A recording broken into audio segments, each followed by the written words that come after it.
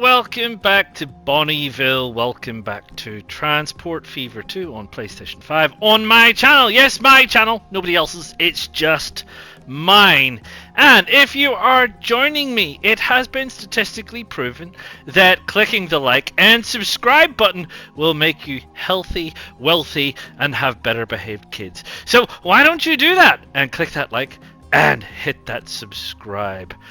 And you can have a lovely, healthy, wealthy, and well-behaved life. Anyway, let's have a look. What have we been doing? Well, I have been doing an awful lot of tidying. Presumably, you will notice some of that for those of you that are more eagle-eyed, as well as the amount of roundabouts. Now, listen, roundabouts. You can mock roundabouts all you want, but certainly for this game, and it's the same with City Skylines, if you could get the lane mathematics to work correctly, and it didn't always work correctly, but roundabouts on a game like this are great at managing traffic. We don't really have a lot of tools for managing traffic on console. You know, so there's things that I would certainly like to do. I would like to make some of these city streets wider, but when you make them wider, you get traffic lights. Now, I can't set the right of way, so every junction is a traffic light junction. So instead of me saying, you know what, I want this to be the main street, and I'll switch all traffic lights off on the main street, and all the joining streets have traffic lights, you know, or no, that won't work. If you make this the main street and say, I'll just have this as giveaways, without crossings as well, like we can't switch the crossings off. So, you know, it would be great to say, actually, I don't want pedestrian crossings on every junction. I just think that's crazy. Look at that. What city is like this? There's no city like this. So, you know, I'd like to say, well, actually, I'd like more control of these junctions. Anyway, we don't have that. You can definitely go and request it for Transport Fever 3. They've released another video for Transport Fever 3. If you're interested, I'll put the link down below. It's to do with industries and various other bits and pieces. Some of it looks quite interesting. Anyway, the point is we don't have that. So in not having that, one of the ways you can manage that is with roundabouts. Right, and that helps work, and it helps direct traffic, and they give way reasonably well. You will see there's not actually a give way line on this, but they do give way reasonably well. So roundabouts is a way of managing the traffic quite well. So I have been adding in roundabouts where roundabouts are due. Now, one of the other things that I said to you, and one of the things we're looking at, and RSC is a good example, but I mean not the only example. You could have a look at Antequera, for example, right? Let's have a look at Antequera. So what we want to do is, I think, we've got industries. I think it might be the other one. It might be in this one. That is land use layer. Yes. So on the land use layer, let's stick. I won't keep that in, which is a bit of a shame. It would be nice if I didn't have that thing. But on the land use layer, it shows you here the residential areas in green, the industrial areas in yellow, and the commercial areas in blue. Now then, as far as I know, and you know, correct me if I'm wrong, here's our emissions, right? So the emissions affects the people, I think, is how it works. So if you have if you're adding more emissions into the residential area, you will see that all these residential buildings are adding emissions. It's in the 1930s, and if you go in close, although it's getting better, if you go in close on some of my earlier videos, yeah, you would have seen there's a lot of smoke, right? So there's a lot of smoke. Previously it was black smoke. The smoke is getting better. So I think air quality is improving. However, I digress. My point is, I don't want to be adding traffic, and I don't want to be adding emissions to my residential area. Now the residentials are going to spread out. We got someone over here building a house over here. But by and large, right, what we're doing is we're looking at sort of, mostly averages and things and all the rest of it. So if you have a major road network, which I did on this side, coming into the residential areas, it adds emissions, it adds congestion, and then you reduce the possibility of your towns and cities growing. So what I did for situations like that is I moved all of the traffic connections, and then I had to go and manage that.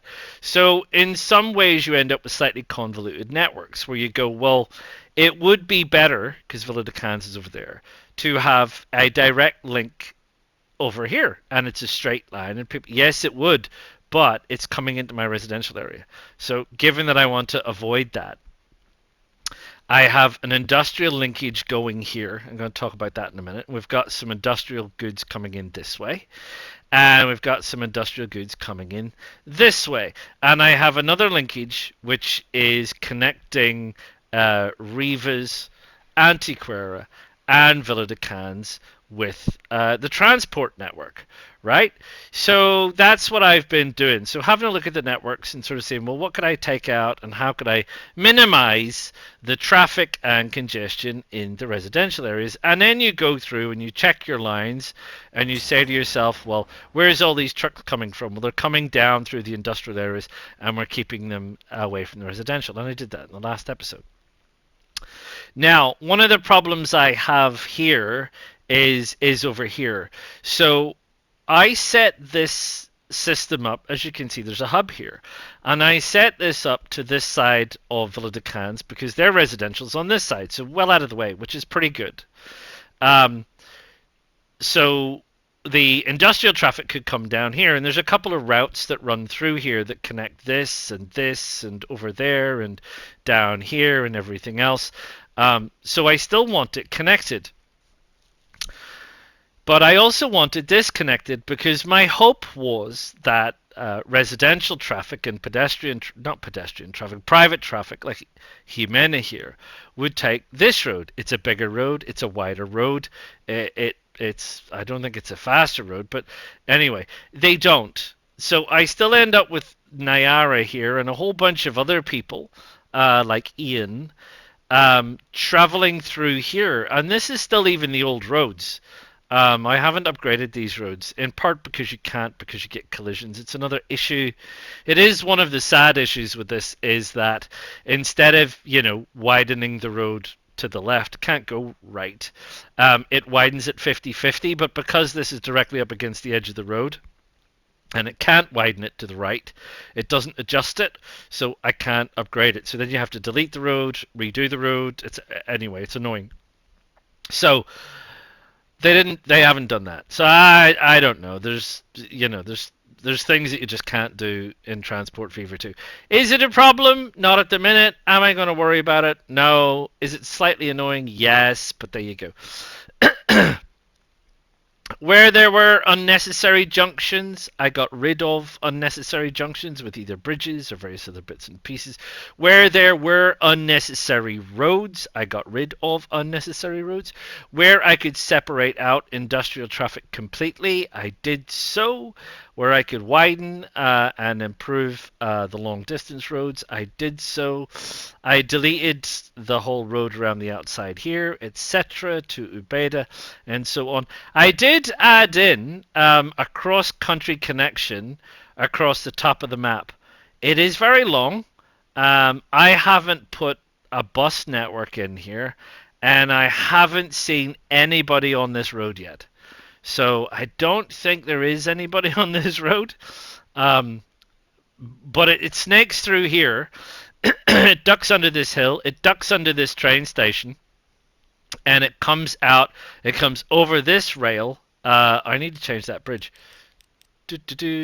And it loops up into a roundabout and it feeds into the top of Colmenar Viejo, which is fine, right? And that's okay. So I did all that, neatened all that, deleted, there was a bridge here. I deleted all the roads on this side of the map. I'll talk about that in a second. And, I did the same down here, Tomaloso. I did what I said I was going to do. If you remember, I had a bridge over here and a bridge over here, which seemed a bit ugly. So I've added it in, so it's now a side by side road and rail bridge, which is fine, and it loops over here and it runs around the outside of the residential area because this is the residential area in Tomaloso, and then it feeds the cargo traffic in. And I deleted the road through here that connected the cargo up, and took that under. It was going to be easier to bring it under, so I brought that under, and that also brings the goods traffic from over here all the way over there. So that's what I was doing: tidying, neatening, getting ready for improving some bits and pieces. If we need to widen the networks, that's fine, etc. And getting rid of unnecessary clutter, and things like unnecessary level crossings. And there was a whole road system here that had level crossings that nobody was even using. There was a bridge here, if you recall. It still looks a little bit wonky donkey here, but essentially I got rid of that. So that's what I was doing: tidying and tidying and tidying, etc.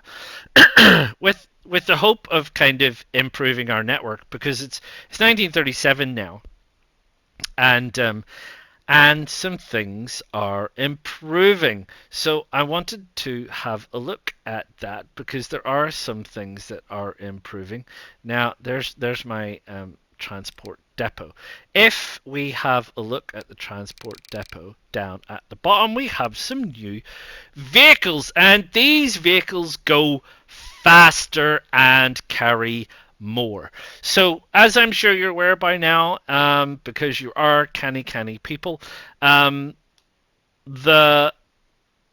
we want to get goods from where they are to the people that need them, right? Now, you can do that essentially in two sort of ways with this certain game: lots of goods and frequency of deliveries. So, and I've talked about this before. Sometimes it's better to have two small trains than have one large train, because of how the system works on frequency and use, and how it calculates increases in production, etc. So it's better to have smaller deliveries occurring faster than it is to just dump everything wholesale. So faster trucks is certainly a way of doing it. Conveniently, these trucks also carry more, so faster and more is great, because you can say, well, that's awesome. So we have these dedicated oil trucks, and we have the general cargo. The side trucks is fine, but it's only a dump truck, so it only carries those things that are loose and can be dumped. So, for example, with this one, you can't carry logs, and you can't carry bricks, and you can't carry timber and that kind of thing. So then you're back to the side stake truck, which is only got 9 and we do 40. So at this stage, I've been going through, and I haven't been through the rocks trucks yet, or the wheat trucks. In a lot of places, I'm kind of hampered because they're also doing two jobs. There are places where they're not doing two jobs, but there are places where they are doing two jobs. So I've been switching out a lot of things for the tarpaulin truck. Now, this is great. It lasts until 1980, and it's a very good truck. There are trucks that come along later, but I've relied on the Blitz tarpaulin truck quite a lot in previous games. So I've been going through and replacing some stuff where I needed it, and as things come up as bad condition and everything else and all the rest of it, and that's been fine. And these little oil tanker trucks, these Blitz oil tanker trucks, are fantastic as well. I've been using those. So I've been going through and doing that because we've got some better trucks, and the better trucks are going quicker. So when we're looking at the speeds of the streets and things here, we've got, for example, the city streets, which are 50k. We got the wider streets, which are 60k. But out here in the country, you've got these things, which are 80k and 100k and so on, which is fine. So I've mostly gone with country roads. So we know now that we are increasing the speed of the cargo along these roads, because they're mostly country roads. by 50%. So we are delivering more frequently, which is great. And you'll see here that we've got places like Arrecife, which are beginning to get large skyscrapers and things in the central business district, and so on. While we are on that topic, if we have a look at our trains next, we have got some new trains in. So we've been using the 442 Atlantic. Now I'm gradually phasing these out. I have electrified the entire cargo network, not the pedestrian uh, passenger network, but I have fully electrified the cargo network. So all cargo trains can now run electric. And again, I've been switching them out for the MILF class. However, we do have a couple of new things that have come in. We have this, which is a high-speed steam train. Now, I have switched some passenger trains out for this to give it a try. It does 160, which is pretty good. That's better than the like 80, 100 we were getting out of the Atlantic. Um, so bearing in mind that the tracks that I've got only do 120, but we'll have a look at that in a minute. We'll do that. We also have this bad boy, the PRR, which is a large electric 160 kilometer hour train. Now it's pricey, 2.2 million a year to run. This is 2 million a year to run. So I think what we want to do is we want to have a look at some areas on our cargo network where we can rope this fella in, because this is going to help us with, as we've said before, speed and frequency. Um, Emissions class, it actually emits less emissions, which is great, but it goes faster and has a slightly longer lifespan. So I think it's probably worth it. We have 5 billion in the bank. We've also got in this the New Mexico coach. So we've generally been using the six axle passenger car at 110, because while this does 180, we haven't had the need to do 180. And there's actually more people in the passenger car. This is slightly less, does 150. Yeah, I mean, I don't know. Can we get up to 180? Um, maybe now because we have this doing 160. Maybe we could. It's worth having a look at. So there you are. That's what's been going on. That's what's been happening around the map. You probably see that there's lots of areas of the map have been tidied up a little bit. Not at perhaps as tidy as I would particularly like, but certainly a lot less things to get in the way, etc. And some wider roads and some things that are there by necessity, because we need to make the traffic do what we want it to do rather than what it chooses to do. So for example, this cut here, it keeps the cargo traffic going to the goods factory completely separate. I had to do that because no matter what I try and do, they'll always try and shortcut, or they'll get in the way, or someone else will want to use the same road, etc., etc., etc. So anyhow, there you go. That's what's been going on. In terms of where we stand, in terms of our goal, as you undoubtedly remember. So where are we with town sizes? Well, things are looking up. So Tomaloso is at 800, standout winner. Arrecife's picked up. Rivas is picked up. Ubeda is picked up. We've got Villa de Cans, yay! Now at 500, which is great. We fixed some things. So yeah, and we have Coslada and Colmenar, which are tiny, and El Puerto, which is tiny, down at the bottom, and they're just late bloomers, right? They're late starters. But you know, we We're going to get them moving along.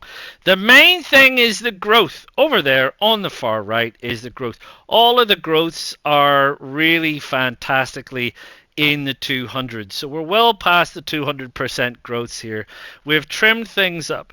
The emissions are still not showing particularly great in places. We've still got very poor and poor, etc. I'm hoping that they will improve.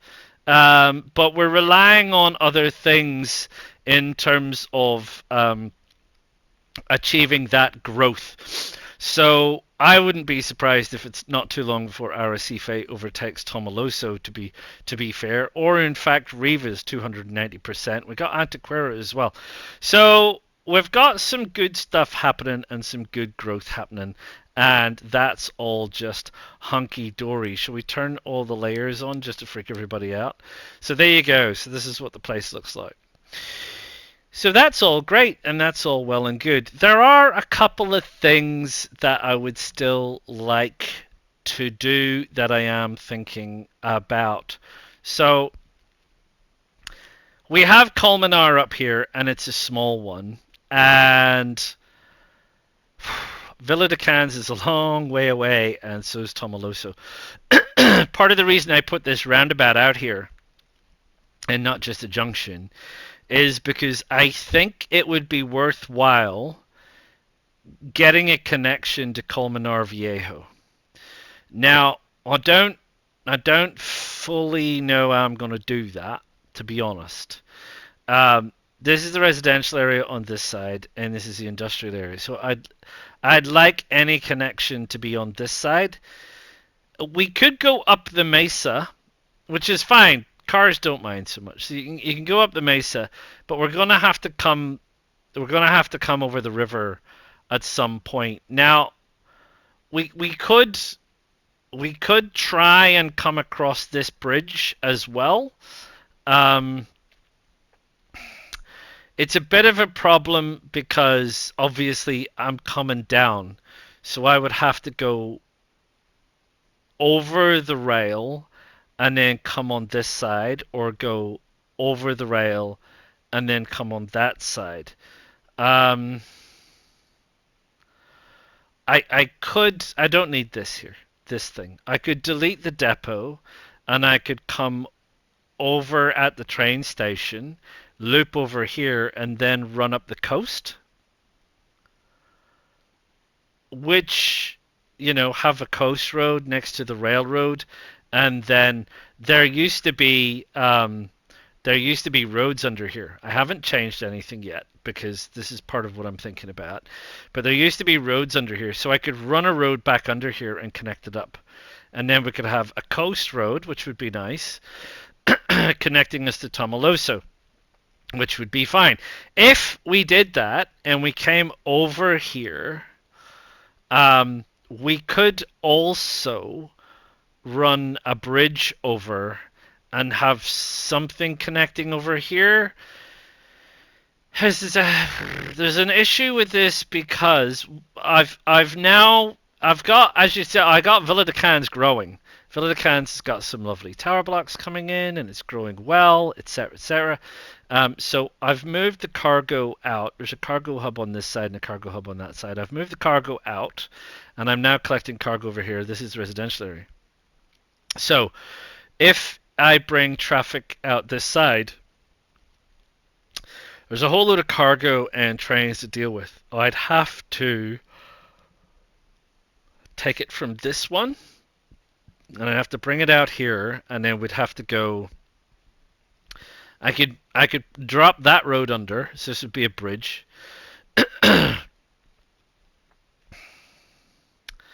And I could do a bridge over here, and then I would have to do another bridge over there to make that work. So there would be a connection here somewhere. There's not enough room here to do a roundabout. But I probably wouldn't have that much traffic. There would be traffic going from Villa de Cans to Tomaloso. So that much is true. But I could do that. The other thing is I deleted all the roads on this side, and we're not using any of these industries over here. Any of these industries over here. Um, and it just because it's hard for them. This one here, I really probably should, because this needs more coal. Is what this needs here. This needs more coal. So I probably need to loop that in over there, and we can have more coal trucks going that way. Should we do that now? Let's do that now. Why not? Why not? While we're sitting here looking at it, I think we can connect here, which is fine. And obviously we want a depot. And I'm just going to do a simple depot. I'm not going to do anything complicated. But we will need more cargo platforms probably. I want to talk to you about depots as well, because I've been doing some stuff with depots, because you have to, and found out some things, worked out some things, noticed some things, perhaps is a better way of describing it. So I don't think, see, I can't do anything on that one, because it says it's a bridge pier collision on that. We probably can, if we delete that, then we do that. Still doesn't like it? Okay. Right. What we can do is, if we want this to be level, so I'm looking for the flat arrow. Why won't it go flat? Doesn't want to go flat. Doesn't like it at the minute because there's this road here. Do you think I could... I don't need that section of road for anything. Was that the only thing that was causing the problem? Because if it was... It was. Right, that's fine. So I've increased that. This is too close, which is annoying, but it isn't going to bother me. And I need my road on bendy. Do we want it to come in on the bendy, or do we want to come in the road? What's this dealing with? This has also not been upgraded. Too close. Too close. Right, I tell you what, it's probably... We can probably join. Let's do that. I don't like it when it does that, though. We like it to do... We like it to do this. No. Like that. And then... like that. We prefer that kind of thing. Right, okie dokie. Peg in a pokey. You are going to pick up from there and go there. And you are going to go there, and you are going to pick up coal, young man. And you are going to just drop off coal, and we're going to call this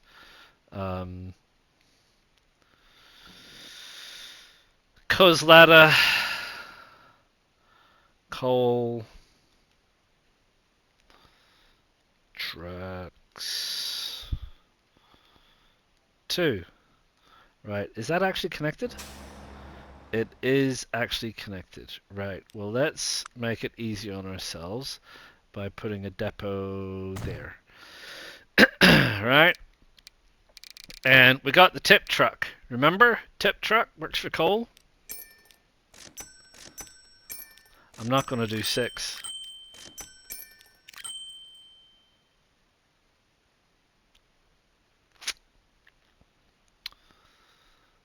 Autosave.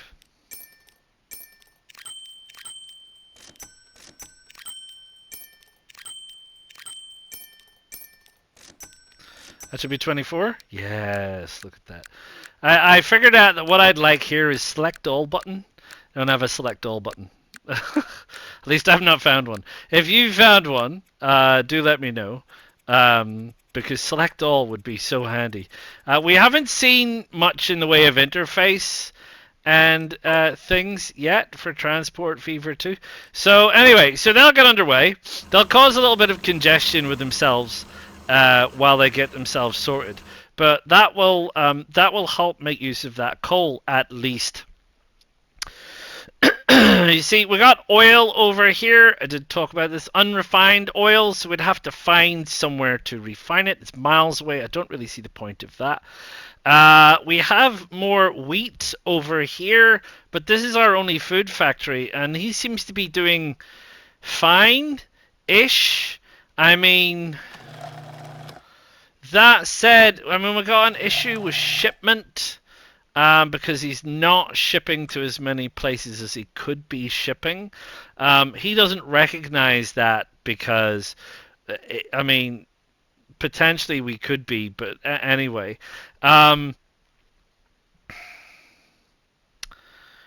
We could... we could, in theory, run a delivery down here. Remember, we've got trains picking up and heading this way, or can head this way around the map. So we could connect this up over here. I don't think we need any more timber anywhere. We've got timber coming out our ears. But we have coal and ore over here as well. Now, this steel plant here is nearly at max, but not quite, because we're not making, and we can't get any more stuff in here. This is maxed out, and this is maxed out. So these two things are maxed out, and this is getting as much as we can possibly get, but it's not quite going to be enough. So in theory, it's not a. We could put a hub here somewhere. There's a lot of places that have got ore and coal. We could put a hub here, and we can connect. We could do something with this bridge, or not. And we could do that's something to think about to try and increase the steel, because one of the bottlenecks we have is steel, and we've got a steel plant over here, but again, it's miles away too. So yeah.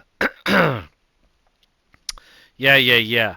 So there's nothing here is what I was saying, and it wouldn't hurt if we could figure out what to do with that, because that would be useful. So that would be very useful. So there's still a few things going on, and there's also this. So now that we have some of these other things running, we have all this. But what I wanted to do quickly is I wanted to have a look at our vehicles here. No, our lines. So, and I think we can just do vehicles. Is it? Do it by balance and do it by descending, so we see the ones that are making the most amount of money, because there's some things that I want to do here. So so the Villa de Cans logs trucks, great, making me a lot of money, and I think they're all the new trucks. Is that right?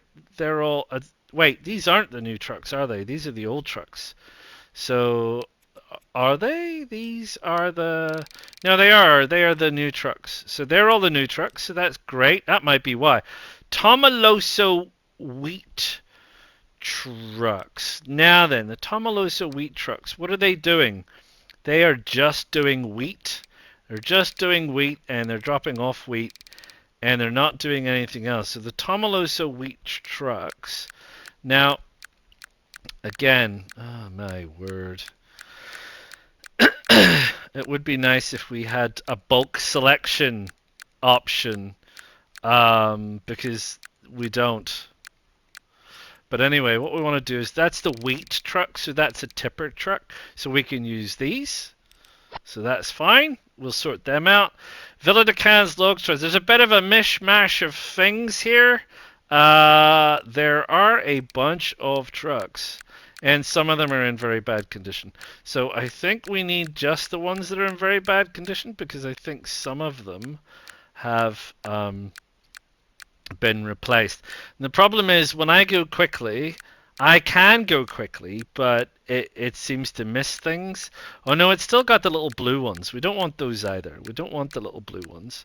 We want to increase. We want to maximize some of these things now, because a lot of these are delivering to primary industry, and from the primary industry side of things, we want to make sure we're maximizing everything. So it's just logs trucks. So we can't use these. We were using these, but I'm going to swap them out for the new ones. Columnar logs. Looks like it's been done. Coslada steel and goods trucks. Now that is an important one. And they are using or they are doing multiple things. Again, 42 of them. Would be nice if we had a bulk action, but we don't. So there you go. So that's I think, this is part of the thing in terms of efficiency. So now we are looking at we pardon me. We have 5 billion in the bank, and honestly, I think no. I sent them to a depot. Where did they go? 42 vehicles selected. Did I just double them? Oh, no. Sell them. Can I sell? Can I sell? I accidentally doubled them. Right. Okay. Oh, man. Slip of the finger while I was talking. Gosh.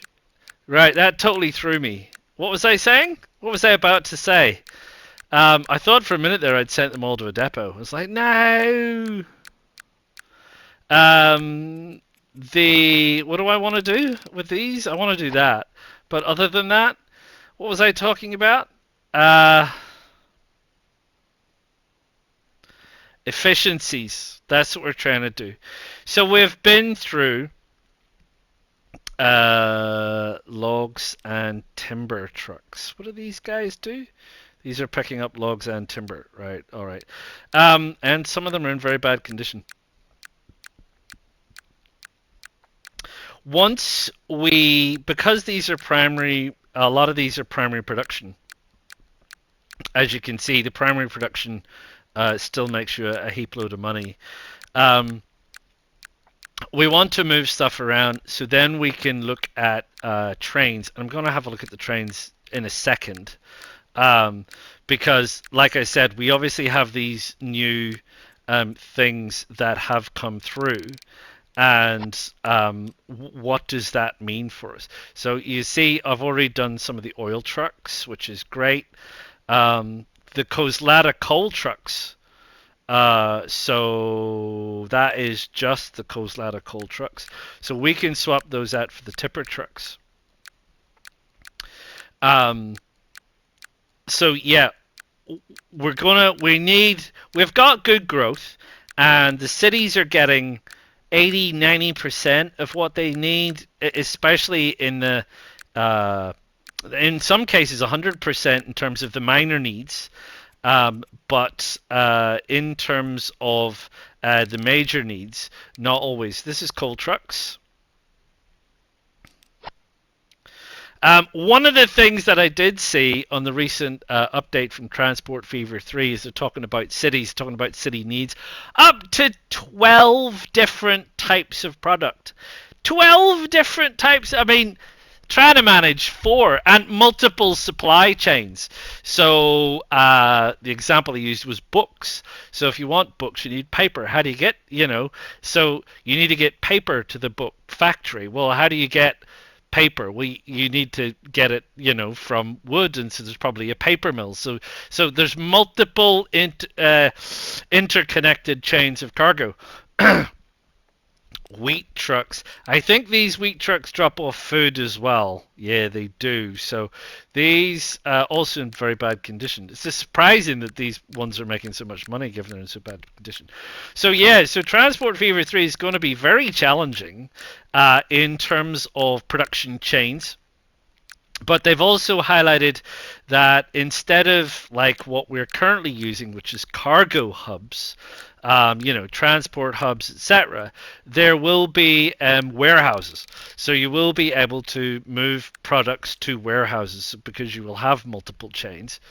Oil trucks, they're just doing oil. Just doing oil. We want the oil vehicle. So yeah, that's fascinating. And offshore production, of course, So there will be. They did show quite a number of offshore platforms with zones around them, which are obviously loading zones and mining zones. I think they showed one which was some kind of a sand extraction or something like that. There we go. That's good oil trucks. Those are the Coslada oil trucks. Right, anyway, I've got a bit to do. So you can see here that basically looking through some of these cargo networks, there's some things here which could be better. If we go down, where are we actually losing money?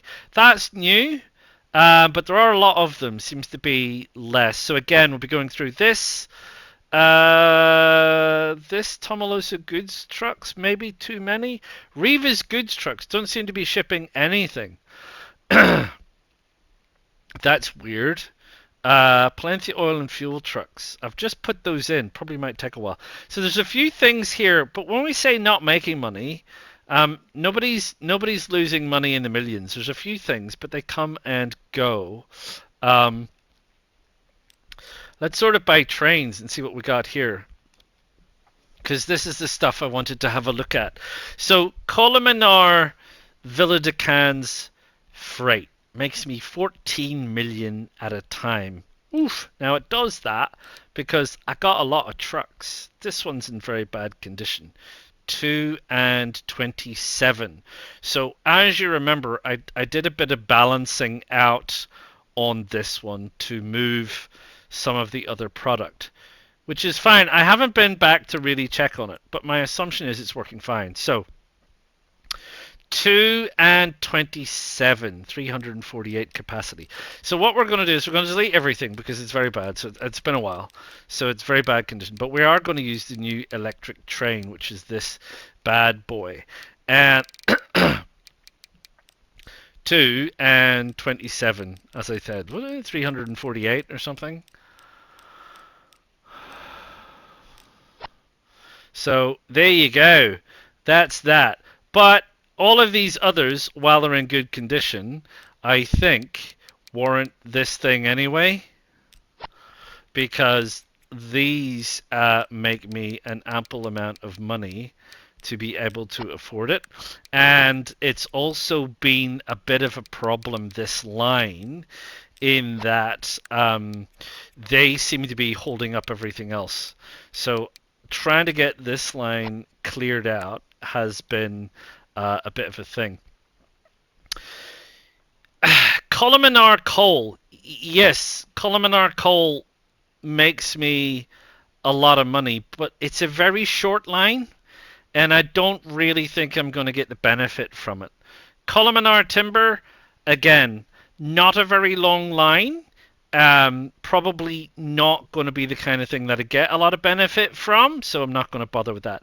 Villa de Cannes Coslada freight, however, yes, absolutely. Something that I'm going to get a lot of benefit from, so I'm going to move these along. So I'm going to do that, and I'm going to do this, and I'm going to do that. Because again, this is another line that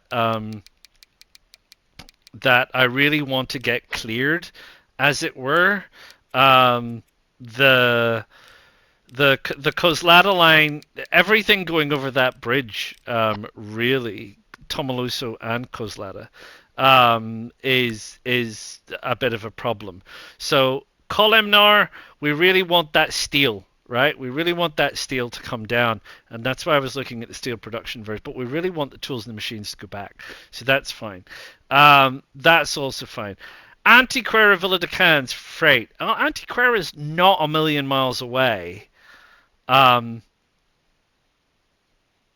so I'm not convinced. It's just one train shuttling backwards and forwards, and it's just moving the oil. So probably not worth my time. This one, however, Villa de Cans Arrecife freight. We really need to get more stuff there. So I'm really quite surprised. Also, it's very old. 9 and 19, 336 capacity. So we really probably need to do that. And now that I've electrified everything, that should be fine. So, 1, 2, 3, 4, 5, 6, 7, 8, 9, and the rest. What did we say? 336? Something like that? 9 and 19? Yeah, okay. So this is an important one. This is an important one. We need to get this fixed. This has been a problem.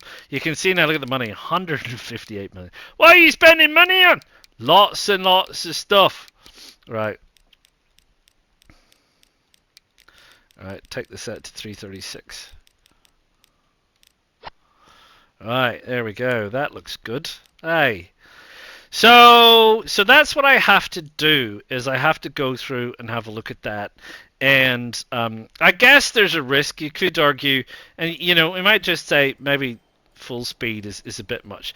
Just always, after you've spent quite a bit of money, and I nearly spent 200 million, it's probably a good idea to let it run for a bit and let it sort itself out. So I've got to do that. I've got to change a few things. I've got to do a few things. I think everything else is really going according to plan, to be honest. Dare I say it? And it's still only 1937. So I'm still airports I'm aware of. I'm keeping in my back pocket because I'm just not super convinced about where we stand with airports just yet. Right. Before we go on this one, because I'm running out of time, I wanted to talk to you about these things. I wanted to talk to you about these hubs. Now, what I did is like over here. So what I did with these hubs was I configured a lot of these hubs with an in and an out. So trying to establish a one-way system. What I have since learnt from places like this, and also places like over here in Palencia, is that actually doesn't help. It actually, at some point, that does not help. For small, believe it or not, for small hubs, that's fine. But the pathfinding is a nightmare in these hubs. And I have said that before. Trucks come in, drive down here, turn round, and then drive over here. Or they come down here and stop, and then everybody stops behind them. Or they come down here and they turn around and they go up here and then they drop off and then they come back down around here and they get stuck. They get stuck by vehicles coming in, and or there's a queue of vehicles and they join a queue of vehicles and then they get stuck and they get... And it's an absolute nightmare. It really is. And then you put in, like this one, you put in multiple entrances and exits.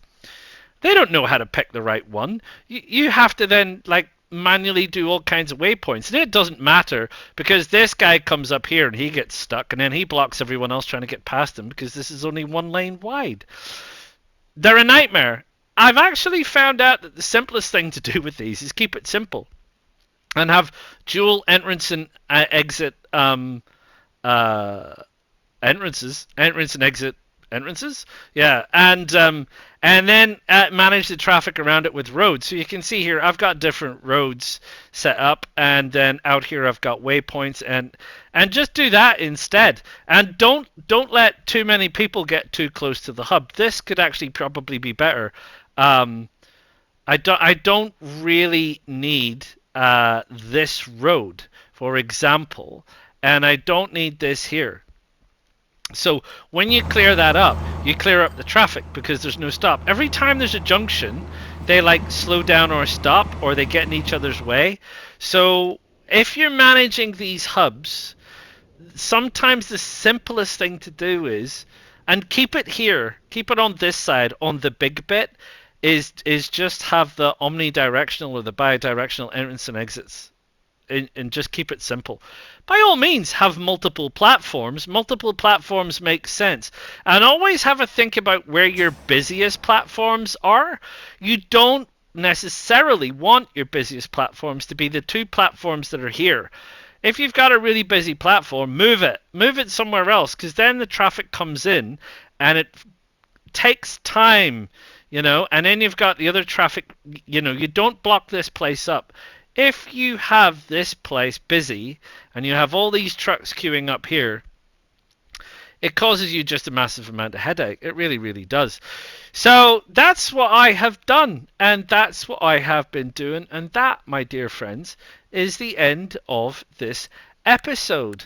So that's where we're at. It's 1937. You've seen what I'm going to do. I'm going to be going through... I've done all the road networks. I might put this road network in to Columnar Viejo, and then that connects up the entirety of the map, right? Everybody is connected to everybody. Coslada is connected to Tomaloso, who is connected to Arrecife, and it'll be connected to Villa de Cans, it'll be connected to Columnar. Columnar is connected across the top to Ubeda. Ubeda is connected to Palencia and Rivas. Villa de Cans is connected. Everybody will be connected. So that will be the final connection. So that will be putting all of that together, which is great. I still have to do the sunken train stations somewhere in Rivas and somewhere in Villa de Cans, which I might get on and do at some point. So we've got that to do to tidy up the passenger network as well, and that will tie that together. And then we're just forging on ahead with trying to manage some of these other issues, like where can we maximize cargo? How can we maximize cargo? How can we increase the frequency of the lines without necessarily increasing the amount of trains that we have on the lines? Because our lines, have a finite capacity. And all that. So there you go. That's me. That's us. That's this. Thank you very much for joining me. I do hope you have liked it. Like I say, go check out the new video for Transport Fever 3. We are looking forward to it. I hope it won't be a disappointment for console. I hope it will still have all the functionality that PC has, unlike some other games that we could care not to mention. And if you have liked this, click that like and do subscribe, neither of which cost you money, and it may make you healthier, wealthier, and have better behaved children, like I have said. If you do want to support the channel in any other way, please feel free to have a look around at the various things that are available, like super thanks and membership in the merch store. And I will see you all again real soon for another one, eh? Ta-ta for now.